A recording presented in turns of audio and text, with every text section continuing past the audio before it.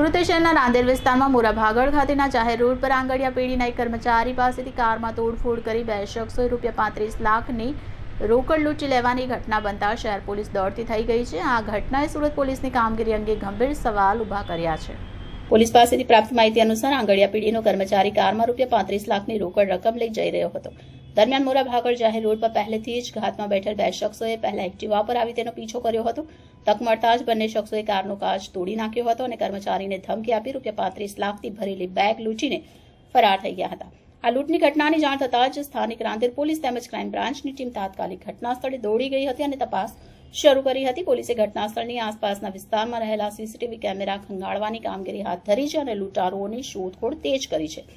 જો કે ગઈકાલે સાંજના સમયે વ્યસ્ત જાહેર રોડ પર આ રીતે થયેલી આ ઘટનાએ સુરત શહેરનું ગુના પ્રત્યેનું વાતાવરણ ઉજાગર કર્યું છે અને પોલીસને પેટ્રોલિંગ તથા સતર્કતા અંગે સવાલ ઉઠાવ્યા છે। શહેરના મુખ્ય રસ્તા પર આટલી મોટી લૂંટ થઈ જવી અને લૂંટારુઓનો કોઈ પત્તો ન લાગવો એ ચિંતાનો વિષય છે।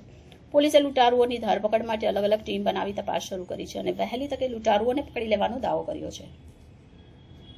આજ રોજ બે સગા ભાઈઓ ભાગલ 4 રસ્તા પાસે આવેલ કોઈ આંગડિયા પેઢીમાંથી રોકડ રકમ રહી જ્યારે એમના વતન કીમ તરફ જઈ રહ્યા હતા ત્યારે રામનગર 4 રસ્તા તથા મોરાભાગળની વચમાં પ્રકાશ મોબાઈલની સામે એમને બે અજાણ્યા ઈસમોએ ગાડીની પાછળથી ટક્કર મારી વાતચીતમાં ઉલઝાવી અન્ય બે ઈસમોએ આગળથી અપ્રોચ કરી જ્યારે બે એ વાતચીતમાં ઉલઝેલા હતા ત્યારે એક ઈસમ ડ્રાઈવર સીટની પાછળનો કાચ તોડી જે રોકડ રકમ રાખેલ બેગ ઉપાડી ભાગી ગયેલ છે।